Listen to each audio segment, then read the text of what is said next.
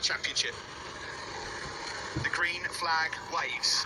Good start there for Fabio Quartararo. Pecco Bagnaia did not get away well. Pol Espargaro will lead into turn one ahead of Quartararo. Time.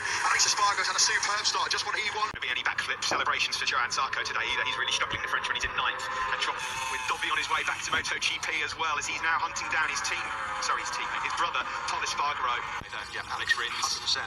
After too many crashes in good positions. Sucked up 1.7 seconds. It's going to get bigger and bigger. It is through sector 3. It's nearly 1.9 seconds. You've got to feel hope for Fabio Quartararo, when asked a few questions, said his biggest concern was front tyre choice. He wasn't sure about the durability.